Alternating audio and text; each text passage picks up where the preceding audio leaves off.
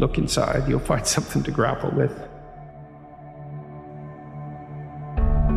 You have so much time to live. It's your time. So your goal in life is to realize that that is your treasure. So let's say you're working at that job and you have that horrible boss and you're miserable. You can turn that around and make those 8 hours a lifetime. You tell yourself, maybe I can see that there are things that I can learn even from the worst possible job. So that's how you create a lifetime, by saying, it's mine, I'm going to create something worthwhile out of it. I'm not going to give it away to others. This is my time, I'm going to own it. What I'm saying is, don't settle. Don't live lives of complacency, because there is so much out there for us. We all have the right to live incredibly fulfilled, incredibly passionate, incredibly joyful lives where you are psyched it's Monday morning, where you are psyched that you're in quarantine with your family, where you are psyched that you get to do what you do every single day. And if something doesn't line up that way, don't put it off. This is your life.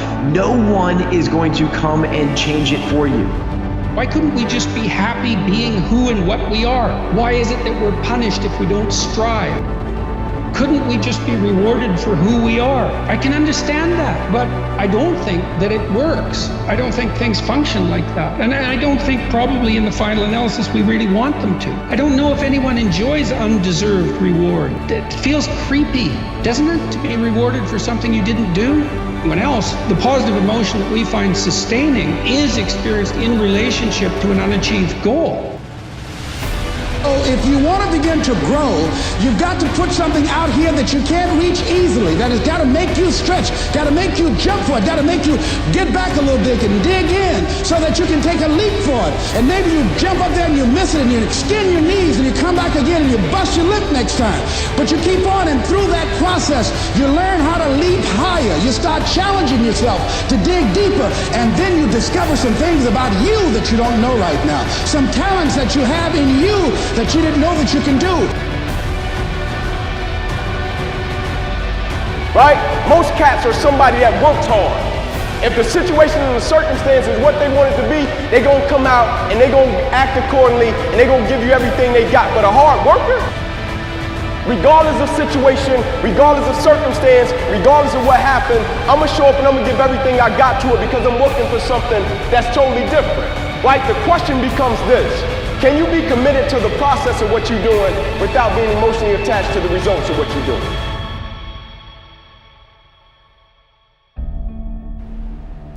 Nothing's ever going to be given to you. Everything's going to be earned.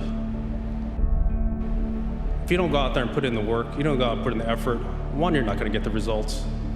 But two, more importantly, you don't deserve it. You didn't earn it.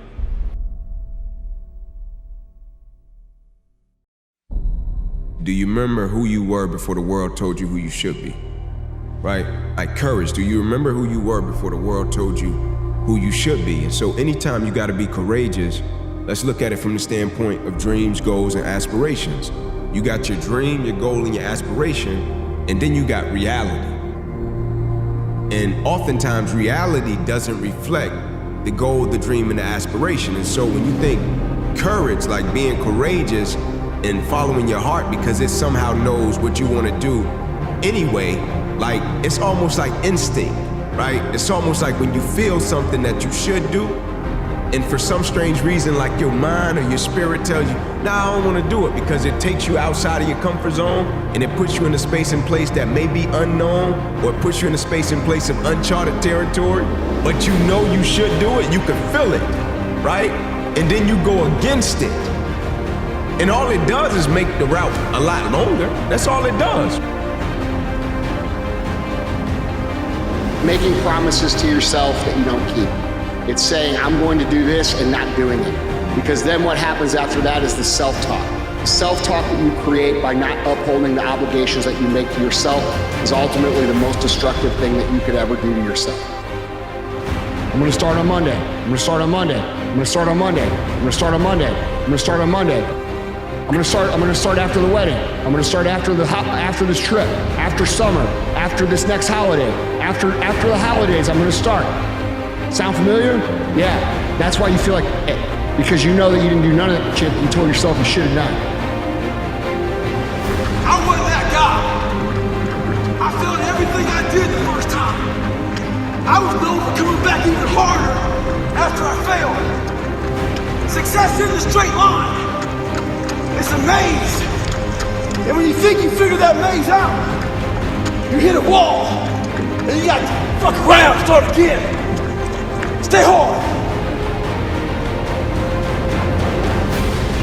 Take ownership for your life. Nobody can live your dream for you but you. Nobody's going to take care of your business like you. Stop coming up with excuses. Don't give yourself permission to continue to live a small life. You can't fit a big dream into a small life. Give yourself permission to go for it, to test yourself, to challenge yourself, to live full.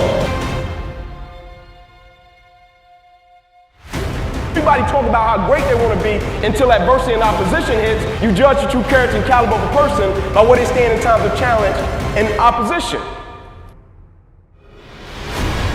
Things that are robust, that are strong, that are tough, that can take just a lot of abuse before they break, they are still ultimately defined by their breaking point. Something that is anti-fragile, on the other hand, is something that the more you attack it, the more it is pounded on, the stronger it gets. We're tied to something that is truly anti-fragile, that the more somebody comes after it, the more robust it becomes. Being a learner is that answer. Because when it got hard, or when it rained, or when you got hungry, whatever, your boys wanted to go out to the club, or whatever the fuck it was, you did it, and you didn't stick through, and that's it. Our life success comes down to little bitty tiny decisions that we make consistently over and over and over again. And if you're making consistent decisions to break your momentum over and over and over again, you're never fucking having it.